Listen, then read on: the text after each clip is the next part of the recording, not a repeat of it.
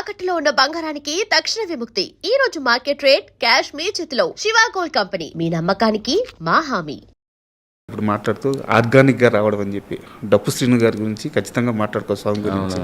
13 సంవత్సరాలుగా number correct కాదు, 13-12 ఆయన ఎన్ని దగ్గరలో ఈ పాట పాడారు, అసలు ఈ పాటకి ఎంత ఒక రీచ్ తీసుకొచ్చారు.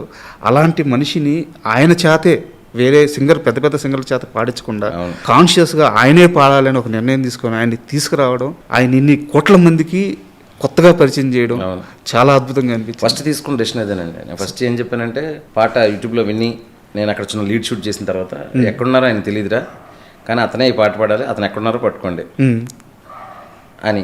ఆ లిరిక్ కవర్ రాస్తారో వాళ్ళని పట్టుకోండి, ఆ మ్యూజిక్ కవర్ కొట్టారో వాళ్ళని పట్టుకోండి. ముగ్గురిని పిలిపించి ట్రైడెంట్లో బుక్ చేసి జీవి గారిని పిలిపించి, ఆయన జీవి గారు విత్ అట్మోస్ట్ రెస్పెక్ట్, వాళ్ళు వస్తుంటే ఈయన లేచి నిలబడేవాళ్ళు. అంటే ఏంటంటే ఆయన ఒకటే చెప్పారు నాకు, సార్ 13 సంవత్సరాల నుంచి ఈ పాట ఇక్కడ పుట్టి ఇక్కడ ఇంతమంది కనెక్ట్ అయ్యారంటే ఆ పాట వాళ్ళు చేశారంటే వాళ్ళదే ఆ మ్యాజిక్, ఆ పాటకు సంబంధించిన ఆ క్రెడిట్ అంతా వాళ్ళదే అని చెప్పేసి వాళ్ళని పిలిపించి వాళ్ళ సజెషన్స్ అన్నీ తీసుకొని పాడించినప్పుడు గొంతు అప్పుడు యూట్యూబ్లో వినేదానికి దీనికి శృతి కానీ చిన్న వాయిస్లో బేస్ కానీ కొంచెం తగ్గినట్టు అర్థమైంది. మళ్ళీ రెండోసారి పాడించాం. థియేటర్లో మారిపోయింది సార్. మారిపోయింది కదా, దానికి లాజిక్ చెప్తాను. రెండోసారి మాడించాం కానీ ఎక్కడో చిన్నది ఉంది నాకు, ఏంటి అని. సాంగ్ స్టార్ట్ అయ్యి ఒకరోజు ఒక హాఫ్ డే షూటింగ్ చేసేసరికి అసలు మేము మర్చిపోయాం అసలు ఆ గొంతులో ఏముందని మర్చి, అంత వైబ్ వచ్చేసింది సెట్ మొత్తానికి. అవును, నేను సేమ్ అదే చెప్పాను, ఎవరు కంగారు పడొద్దు, ఒక 2 రోజులు అలవాటు కోసం. ఎందుకంటే 15 సంవత్సరాలు వినేస్తున్నారు సేమ్ ఫ్రీక్వెన్సీ, ఆ పాతది. దాని నుంచి ఈ ఫ్రీక్వెన్సీకి రావడానికి ఒక 2 రోజులు పడుతుంది. థియేటర్లోకి వెళ్ళిన తర్వాత మాత్రం రవితేజ గారి డ్యాన్స్, స్వాములు, ఆ వైబు, ఆ పల్లకి, ఈ వీటిల్లో అసలు హ్యాపీగా ఎంజాయ్ చేస్తారు, డౌటే లేదు. అలాగని మనం భయపడిపోయి ఏదో తప్పు చేసేసామని కంగారు పడిపోయి ఏది ప్లేబ్యాక్ సింగర్తో పాడించామనుకోండి, లేదు, అది ఇంకా మోర్ డ్యామేజ్ అవుతుంది. అవును. సో అదొక conscious decision. And thank god అయ్యప్పదయ వల్ల నేను అనుకున్నది జరుగుతుంది థియేటర్లో. Super sir. అండ్ నేను ఇప్పుడు అడగబోయే క్వశ్చన్ ఇరుముడు గురించి కాదు, సినిమా గురించి కూడా, మీ పాత సినిమాల గురించి కూడా కాదు, మీ సెన్సిబిలిటీ తెలిసి నేను మీ సినిమాలు చూసి అడుగుతున్నాను. మీ జీవితంలో బ్యాక్గ్రౌండ్లో అమ్మగారు కానీ, మీ భార్య కానీ, లేదా పిన్ను అత్తో ఎవరో ఒక అమ్మమ్మ, ఒక బలమైన స్త్రీ ఉన్నారు, మిమ్మల్ని జీవితంలో చాలా పెద్దగా ఇంపాక్ట్ చేసిన మనిషి ఆమె అనిపిస్తుంది. నిజమేనా? బలమైన స్త్రీలు సార్, ఉమ్మడి కుటుంబం అండి. మా పిన్నిలు, మా తాతయ్య గారు, మొత్తం మా అమ్మ మొదట ఆవిడ, దాని తర్వాత 4 కూతుర్లు, అంటే 4 పిన్నులు, వాళ్ళ పిల్లలు, మేము, అమ్మ వాళ్ళ సైడ్ నుంచి అంతే. సో ఏంటంటే చిన్నప్పటి నుంచి చుట్టూ ఫెమినిన్ వరల్డ్ ఉందన్నమాట. సో అది దాని తర్వాత కాలేజ్కి వెళ్ళిన తర్వాత మన ఫ్రెండ్స్ అమ్మాయిలు అవ్వచ్చు. అసలు ఏమనంటే ఒక అమ్మాయి పాత్ర లేని మనిషి జీవితం ఏ ఫేజ్లోనే ఉండదు, అంతే సార్. సో వాళ్ళ తాలూకా ఇది ఉంటుంది. కాకపోతే ఏంటంటే నాకు బేసికల్గా ఈ మిడిల్ క్లాస్ మెంటాలిటీస్, వాళ్ళ మధ్యలో ఉండే కాన్ఫ్లిక్ట్స్, వాళ్ళ మధ్యలో ఉండే ఎమోషన్స్, అవి బాగా ఇష్టం అనమాట. అంటే నేను స్వతహాగా వాళ్ళతో పాటు ఉండి మాట్లాడి ఇష్టపడతాను. సినిమాలు తీసేటప్పుడు కూడా నాకు అలాంటివి టచ్ చేయడం ఇష్టం. నిన్ను కోరి మధ్యలో లైట్ హార్టెడ్గా లవ్ స్టోరీలు కాబట్టి అలా తీసాము. ఇందులో ఆ లవ్ యాంగిల్ కాకుండా ఇంకా అంతకంటే పెద్ద కాజ్ ఉంది, పర్పస్ ఉంది దీనికి. గర్ల్స్, వాళ్ళ చుట్టూ ఉండే ఒక ప్రపంచం, అందులో ఒక ఇన్నోసెంట్, ఆ ఆడవాళ్ళ వెనకతలు నిలబడే ఒక ఇన్నోసెంట్, వాడికి తాగడం అనే ఒక ఫ్లా, దాంట్లోంచి నన్ను ఎక్స్ప్లోర్ చేసుకోవడానికి అవకాశం ఇచ్చింది ఈ సినిమా.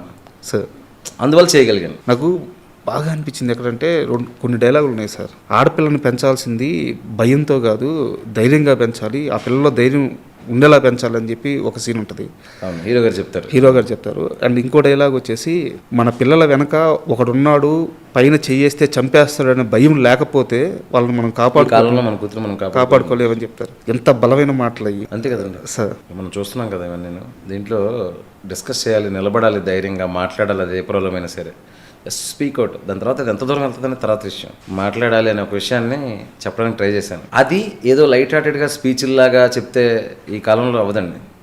కొన్ని విషయాలు గట్టిగా చెప్తేనే, గుండెకి తగిలేలా చెప్తేనే అవి నిలబడతాయి బ్రెయిన్లో. అందుకే నేను కొంచెం ఇంటెన్స్గా చెప్దాం డిసైడ్ అయ్యాను ఈ పాయింట్ని. చాలా లైట్ హార్టెడ్గా ఒక ఫ్యామిలీ కథలా కూడా చెప్పచ్చు, కానీ అది ఇమేజ్ నిలబడాలండి. కనీసం సినిమా చూసిన తర్వాత వచ్చి 2 గంటలు కనీసం ఇంకొకరితో షేర్ చేసుకోవాలి, ఈ పాయింట్స్ చెప్పాడురా, ఈ పాయింట్ ఇందులో డిస్కస్ చేశారని నాకు ఫీలింగ్ అయినా ఉండాలి సార్. స్వతహాగా నాకు సినిమాని థియేటర్లో వదిలేసేయడం కంటే అది ఏదో టేక్ అవే చేయాలనే మెంటాలిటీ నాది నా ఫస్ట్ ఫిలిం నుంచి. లక్కీ ఇది 100% టేక్ అవే చేసింది. In that way very very fortunate. And more over అంటే అయ్యప్ప స్వామి ఎలిమెంట్ ఉన్నా సరే ఓన్లీ అయ్యప్ప స్వామి ఎలిమెంట్, అయ్యప్ప స్వామి పాటలు మాత్రమే ఉండి గుడ్ మూవీ కానీ గుడ్ రైటింగ్ కానీ లేకుండా ఉంటే కష్టమైపోయేది.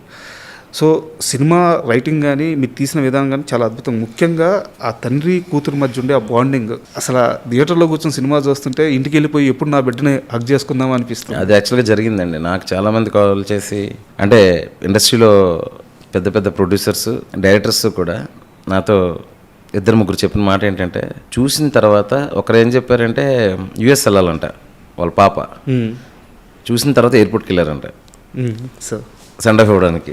అంతే కదా, ఆ బంధం వేరు కదండి, ఆ బాండ్ వేరు. దాన్ని టచ్ చేస్తే అది అలా అలా బ్లాస్ట్ అవుతుంది. అది హ్యూమన్ ఎమోషన్కి ఉండే ఇది, అది కూడా father daughter emotion, father son emotion, what ever. అవును. సో అలాగే ఇంకొకరు కూడా థియేటర్లో చూసిన వెంటనే డాటర్ దగ్గరికి వెళ్ళడం, అలాంటివి చాలా జరిగాయి. అయితే మీ రైటింగ్ విషయానికి వస్తే ఒక లైన్ అనుకున్న తర్వాత దాని చుట్టూ పీఠముడులు మీరే బిగించుకుంటారు, అవును, మీరే విప్పుకుంటూ వెళ్తారు. చాలా కష్టమైన మార్గాన్ని ఎంచుకుంటారు కథ చెప్పడానికి. మీరు నిన్ను కోరి కానీ ఆ లైనే చాలా కాంప్లెక్సిటీ ఉన్న లైన్. అవును, మజిలీ కానీ, ఇరుముడి కానీ, ఈవెన్ ఖుషి కూడా. ఖుషిలో ఒక బ్యూటిఫుల్ లవ్ స్టోరీ ఉంటుంది. కానీ ఒక atheist family, God believer family మధ్యలో అలా నలిగిపోయారు, ఆ కాంప్లెక్సిటీ అక్కడ ఉంటుంది. సో ఎందుకు ఇంత కష్టమైన మార్గాన్ని ఎంచుకుంటారు కథ చెప్పడానికి? రియల్ లైఫ్ అలాగే ఉంటుందండి. రియల్ లైఫ్ ఇప్పుడు మిడిల్ క్లాస్ ఫ్యామిలీ లోపలికి వెళ్తే వాళ్ళకి వచ్చే ప్రాబ్లమ్స్ అక్క చెల్లెల మధ్యలో ఒక చీర గురించో, లేదంటే ఫ్యామిలీ మెంబర్స్ మధ్య, అన్నదమ్ముల మధ్యలో 60 రూపాయల కోసం, చాలా చిన్న చిన్న విషయాల కోసమే ఎమోషనల్గా లోన్ అయిపోతారు. మిడిల్ క్లాస్ ఫ్యామిలీలో ఆ బ్యూటీ ఉంటుంది. 1000 కోట్లు 2000 కోట్లు ఉన్నోడికి ఏముంటుంది, సాదాసీదాగా వెళ్ళిపోద్ది తన లైఫ్. ఎక్కడైతే బతకడానికి కష్టం ఉందో అక్కడే కాన్ఫ్లిక్ట్ వస్తుంది. ఆ కాన్ఫ్లిక్ట్లో ఆ పర్టికులర్ మనుషులు ఎలా రియాక్ట్ అయ్యారు, అందులో ప్రేమ ఉంటుంది, జల్సీ ఉంటుంది, ద్వేషం ఉంటుంది. అలాంటి వాటి మీద సినిమా తీయడం ఇష్టం అనమాట. సో అందుకే ఇప్పుడు ఈ సినిమాకి వచ్చేసరికి ఇది కంప్లీట్గా డిఫరెంట్ ప్రెమైస్ అనుకోండి. అసలు ఆ గర్ల్స్ చుట్టూ ఏంటి, అసలు మన ఇళ్ళలో మన కూతురుతోనే ఒక బాండింగ్, బయట చాలామంది కూతుర్లు ఉంటారు. ఇలాంటి ఒక ఎమోషనల్ వరల్డ్లో ఒక ఇన్నోసెంట్ ఒక చిన్న ఫ్లాతో ట్రావెల్ ఆడియన్స్ రిలేట్ అయ్యి తనని ఫీల్ అయ్యి తద్వారా తన ఎక్స్పీరియన్స్ చేసిన వాళ్ళు ఎక్స్పీరియన్స్ చేసి ఫైనల్గా ఒక మెచ్యూరిటీ లెవెల్తో బయటకు రావాలనేది పాయింట్ అనమాట నేను అనుకున్నది. డెప్త్ అది. అయితే మీ రైటింగ్ గురించే మాట్లాడుతున్నాను కాబట్టి నాకు ఒక చిన్న ఇన్ఫర్మేషన్ తెలిసింది, అది అడుగుతాను. మీరు స్టార్టింగ్ సీరియల్స్కి వర్క్ చేసేవాళ్ళు, మీ పక్కన నరేష్, లక్ష్మణ్ అని చెప్పి మీ ఫ్రెండ్స్, వాళ్ళు కూడా వాళ్ళు కూడా. సో అంటే నేను వాళ్ళతో మాట్లాడలేదు, వేరే వాళ్ళతో మాట్లాడాను. శివ నిర్వాణ మాట్లాడుతుంటే ఒక క్లారిటీ ఉంటుంది, చాలా బలంగా అంటే నేను సీరియల్స్ గురించే చెప్తున్నాను సార్, ఆ టైం గురించే చెప్తున్నాను. తనకేం కావాలో చాలా బలంగా నిలబడతాడు. అది చూసేవాడికి అర్థం కాదు. తన అవుట్పుట్ వచ్చిన తర్వాత ఎందుకు అంత బలంగా నిలబడుతున్నాడో, ఎందుకు అంత వాదిస్తున్నాడో అర్థమవుద్ది. సో తనకి రైటింగ్ మీద, మేకింగ్ మీద, రెండింటి మీద సమానమైన మంచి పట్టుంది అని చెప్పారు. సో అది ఎలా బిల్డ్ అయింది సార్? అంటే ఒక డైరెక్టర్కి మేకింగ్లో స్ట్రాంగ్నెస్ ఉండొచ్చు, రైటింగ్లో స్ట్రాంగ్నెస్ కొంతమందికి ఉంటుంది. రెండింటిని అంత బలంగా పట్టుకోవడానికి కారణం ఎవరు? అంటే అది నాకు ఏదైతే వచ్చిందో అది రిఫ్లెక్ట్ అవుతుందండి. కానీ నేనేమన్నానంటే, ఇప్పుడు నాకేమిష్టమో నాకు తెలిసినప్పుడు, నాకు ఏది కావాలో నాకు తెలిసినప్పుడు, నాకు నచ్చాలంటే ఏం చేయాలో తెలిసినప్పుడు అదే చేస్తాను. వేరే వాళ్ళకి నచ్చుతుందా లేదంటే ఎంతమందిని కన్విన్స్ చేయాలి అన్నిటికంటే ఫస్ట్ నేను చేసిన పని నాకు ఫస్ట్ నచ్చాలి, అదే important. And honest to my self అని పెట్టుకుంటాను. దాన్ని సిన్సియర్గా అడాప్ట్ చేయడానికి ట్రై చేస్తాను. అది మీకు కూడా నచ్చుతున్నందుకు హ్యాపీ.